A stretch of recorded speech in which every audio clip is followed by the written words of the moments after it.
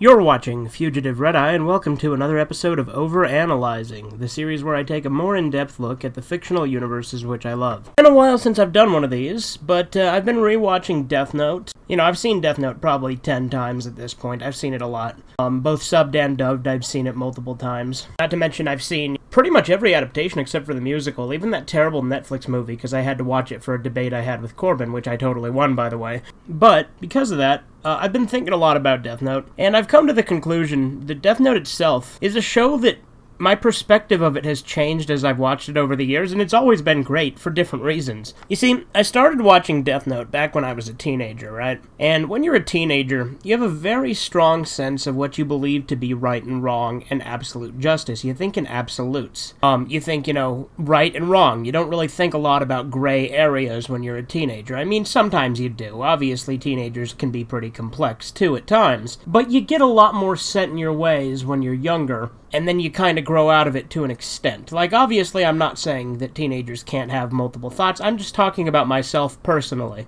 And while I still did think of gray areas, the point is, overall, I did think a lot in absolutes, which I no longer do. I absolutely think in gray areas now. And the way that I looked at things, because I was thinking very much in absolutes, when I first watched Death Note, it was at the perfect time. You see, at the time, I had just gotten into conspiracy theories. I was in the middle of high school, and I had a strong perception of that I was right about everything, as most teenagers tend to. But, because of that, I had a very much Light mentality, meaning when I was watching Death Note, I thought Light was in the right for most of the series. The part where I kind of thought that I wasn't necessarily on the side of Light was more towards the end, where he kind of said that he was more willing to take out people who he deemed to be useless or unproductive, when Mikami was talking about that. So because of that, I was very Light-centric, and Light is still my favorite character to this day. Like, Light is a character that's kind of divisive amongst the fan base. You either love him or you hate him, and I definitely think he's a fascinating character. But here's the thing. I no longer have that Light mentality. Watching Death Note in later years, my mindset is a lot more similar to L, where I think that, no one has the right to just kill people like that. You know what I mean? No matter what they've done, no one has the right to do that. And obviously, I'm not going to get topical with that. The death penalty is a whole other subject. But the point is, Light didn't ever consider the possibility of false convictions, took out lesser criminals, just indiscriminately did it. He killed pretty much anyone who got in his way. I have a friend who watched Death Note, right? And he told me that the part where he turned on Light was when he killed Naomi Misora. And I could kind of see why upon rewatching it multiple times, obviously. Because when he kills Naomi, there's a point where Light is like, oh man, I won't be able to see her die. That's pretty fucking sadistic that you're upset that you won't be able to see her die. In addition to that, I do agree with Phantom Strider to an extent that Light has an ego. I don't agree with him on his conclusion that Light is a negative towards the show, and I certainly don't agree with him that Light is inherently the bad guy, because L himself does a lot of, gray area things too. Again, as I've said about Death Note, I consider Death Note to be a show filled with gray areas. There's no defined right or wrong. You see, Light, I would say, is more wrong. As I'm older and have that perspective, I would say Light is more wrong than L by a lot. But L sacrifices Lindell Taylor in order to get to Light, and granted, Lindell Taylor was a death row inmate, so it's kind of a gray area too, because it's like he would have been executed either way. But on the other hand, Lindell Taylor would have theoretically survived if it wasn't for Light then, right? Because Light wrote his name, meaning that wasn't the end of his lifespan. Kind of crazy to think about. But then again, also, L was giving Lindell Taylor his freedom, like he was sparing him if he agreed to cooperate, so I guess that inherently extended his lifespan.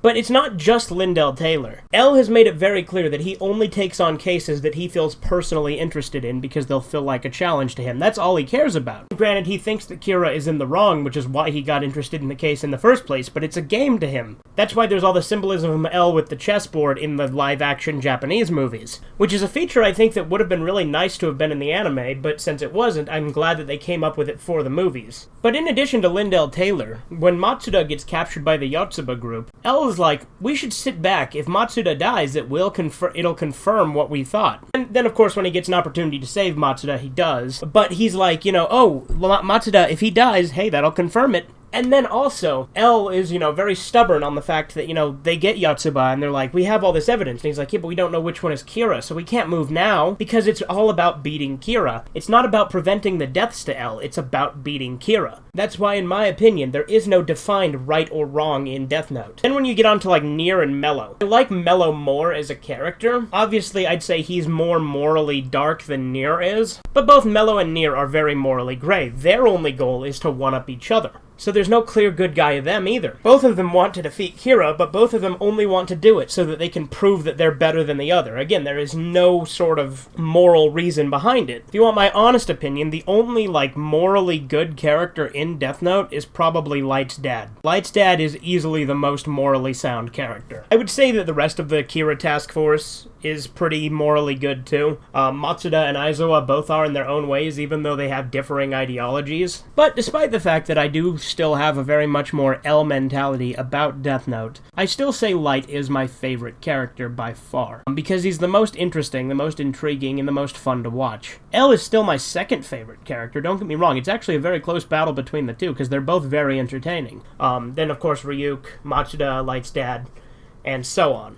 Another thing that's changed with my perspective of Death Note is I used to fucking despise Misa. I used to hate her as a character, because she gets in the way of everything, constantly as a foil to Light's plans. In addition to that, she's just kind of clingy and annoying. But on the other hand, I do feel some sympathy for Misa, because she's just used and tossed aside by Light. That's his whole point with her. And Misa genuinely cares about Light, and she does believe in the whole Kira message, which is obviously why she ends up in the position she does. In fairness, even when I had my old mentality of siding with Light for the majority of the series, I still thought that the ending was the right way to go about it, because, again, Light had gone off the deep end. Another perspective thing I've always said is I always feel that Light and Kira are in a way two separate characters, because Light behaves completely differently when he doesn't have the Death Note, when he has no memory of it. He acts like a kind and caring, morally sound, justice-focused individual. When you think about it, that explains why he would become Kira given the opportunity. He has that strong sense of justice, but on the other hand, when he doesn't have the Death Note, he considers what Kira's doing to be wrong.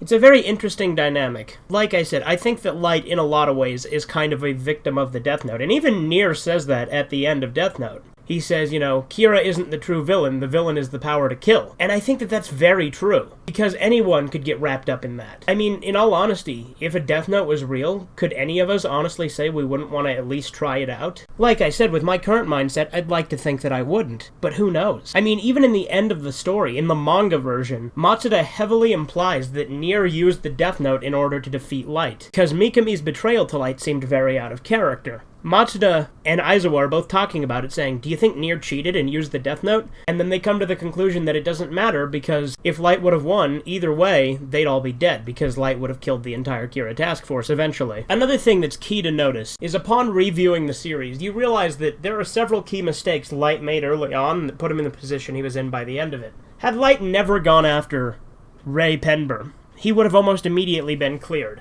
It was his insecurity that made him basically give up his identity, because he killed Ray Penber. Had he ignored him and just gone on about his daily life, Ray Penber was pretty much done. He had literally just taken notes and said, Light Yagami, nothing suspicious, on the day that Light decided to kill him. In addition to that, his rash decision to kill Lindell Taylor is what made it so that L knew he was in the Kanto region of Japan. So the whole point of this video is I'm just pointing out that with Death Note, your perspective can change on it over time, and it's still great in many ways depending on which angle you look at it. It's still going to be great for different reasons.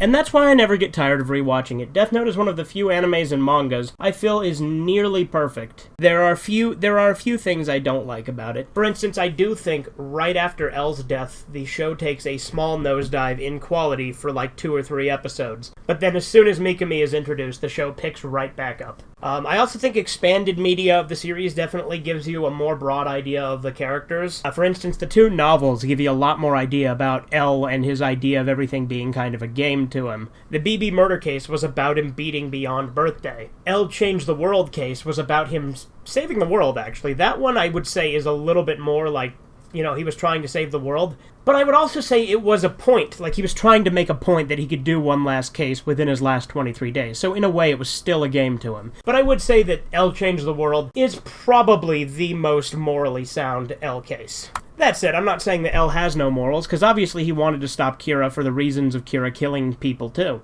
Again, L, I do believe, is more morally correct than Light, and I do think L is more of a good person. But as I said, with Death Note, there's a lot of gray areas, and that's one thing I respect the hell out of with it. And that's why I'll always enjoy watching it. Anyway, this has been Fugitive Red Eye, and you have a great day.